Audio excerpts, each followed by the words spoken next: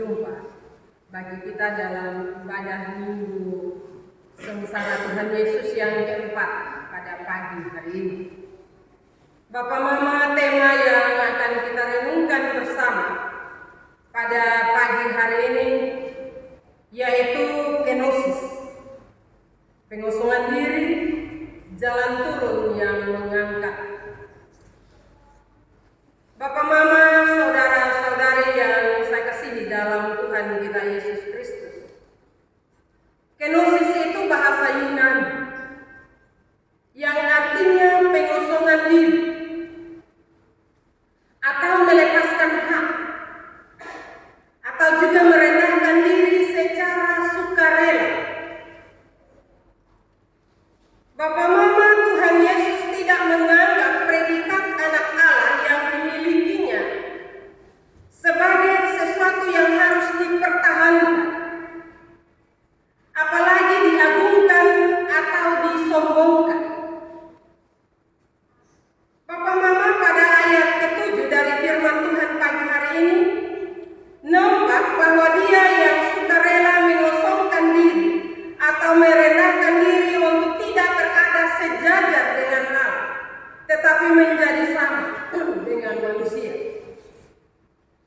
Bapak Mama, ini berbeda dengan karakter dunia yang sering menganggap naik atau berada di atas itu mulia,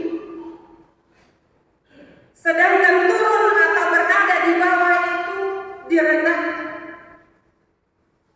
Dan inilah yang sering menjadi penyebab sindrom yang disebut post-power syndrome, yang tidak jarang menjadi penyebab stroke dan penyakit lain.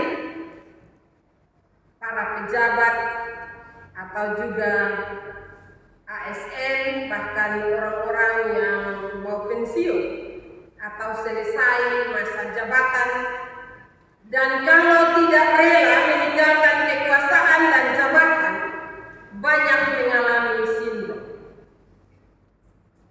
Tapi Bapak Mama, firman Tuhan pagi hari ini mengajarkan kepada kita tentang jalan turun yang dilakukan oleh Tuhan Yesus dengan sukarela.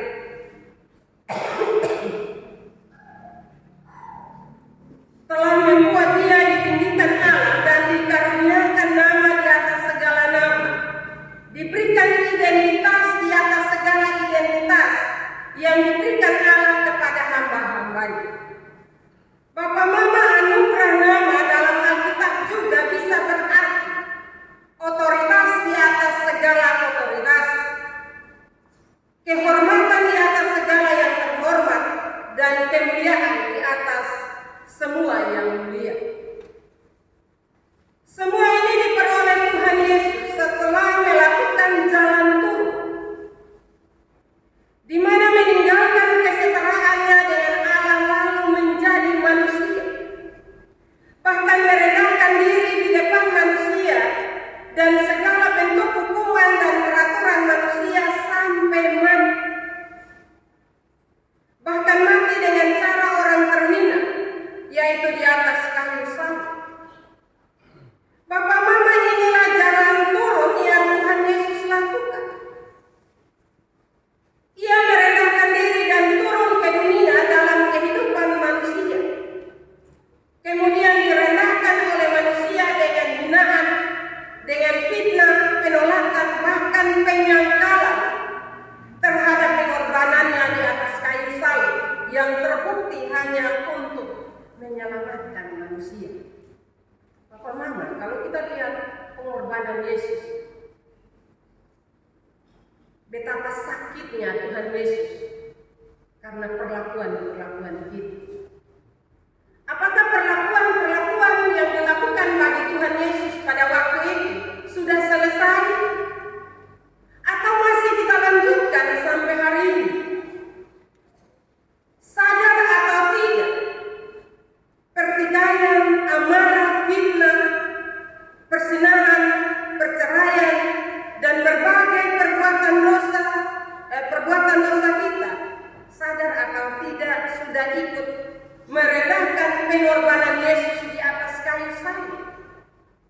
kadang itu potong sadar Papa Mama.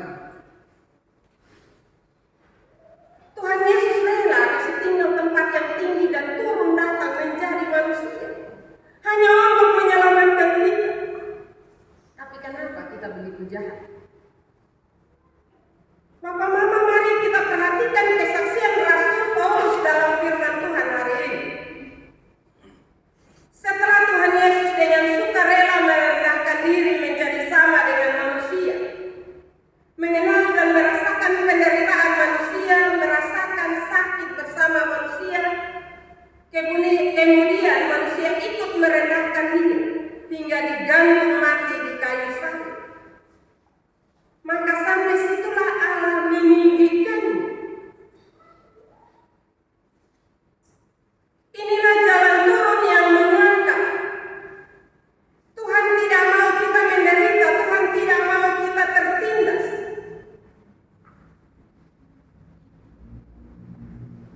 Tetapi penderitaan itu, penindasan itu merupakan jalan turun untuk diangkat dan ditinggikan. Papa Mama, asal ada sukacita, ada syukur selalu kita panjatkan kepadanya. Walau kita harus hidup dalam penderitaan, harus hidup dalam penindasan, maka Tuhan akan turun tangan pada waktu Tuhan sendiri untuk menolong kita. Kadang-kadang dalam kesakitan, dalam penindasan, dalam penderitaan, kita cenderung putus asa, sehingga sukacita itu hilang, sehingga rasa syukur itu sirna dari kehidupan kita, dan doa minta tolong harapan kita pada kuasa Tuhan juga akan hilang. Inilah sebabnya jalan turun yang kita alami terus merosot kepada kegagalan dan juga kebinasaan. Mari kita belajar dari kebenaran firman ini. Ketika Tuhan Yesus rela turun dan menjadi manusia, Allah meninggikan. Karena itu ketika kita ada dalam berbagai pergumulan dan kita merasa kita sudah turun, Papa Mama, jangan takut. Harus kembali berharap kepada Tuhan, maka Tuhan akan meninggikan kita, Tuhan akan mengangkat kita kembali. Karena itu jangan pernah bilang bahwa berat dan beta sudah bisa pikul. Kenapa kita mengungkapkan itu? Tuhan Yesus rela turun, artinya Tuhan Yesus rela memikul semua beban kehidupan ini. Karena itu merupakan sebuah harapan bagi kita manusia yang hidup sampai saat ini. Papa Mama, kalau hari ini saya dan Papa Mama kita berada dalam lilitan masalah ekonomi, masalah keluarga, tantangan pekerjaan, hasil panen yang kurang, terancam di rumah. Saat ini isu Bapak Mama P3K mau dirumahkan, belum mendapat pekerjaan, ada masalah di sekolah atau di kampus, di rumah, di sawah, di kebun, di laut. Tentu kita berada di jalan turun yang pernah Tuhan Yesus alami atau Tuhan Yesus lewati. Kuncinya Bapak Mama, pertahankan sukacita dan syukurmu kepada Tuhan. Serahkan semua itu kepada Allah dalam doa dan perbuatan hidup. Karena tangan Tuhan sementara menanti untuk mengangkat. Jangan putus asa Bapak Mama. Jangan menjauh darinya. Karena Tuhan yang memiliki masa depan ini, yang akan menolong kita. Karena itu isu boleh isu, masalah boleh kita hadapi, tapi kita harus beriman kepada Tuhan kita yang telah mengangkat kita, yang telah menjalani jalan penderitaan itu, supaya kita tidak terlalu menderita dan jatuh ke dalam lubang kebinasaan. Papa Mama, saudara-saudara yang saya kasih dalam Tuhan, ketika saya bicara demikian, kadang kita bilang begini, pendeta omong karena dia soleh alami. Tetapi saya mau mengatakan kepada kita bahwa dalam perjalanan hidup kita di dunia ini ada banyak soal yang kita hadapi.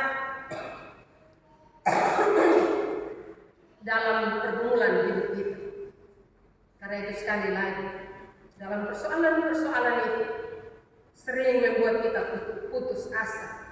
Apalagi dalam kehidupan dunia saat ini. Kita dengar ada pergolakan peperangan di berbagai tempat.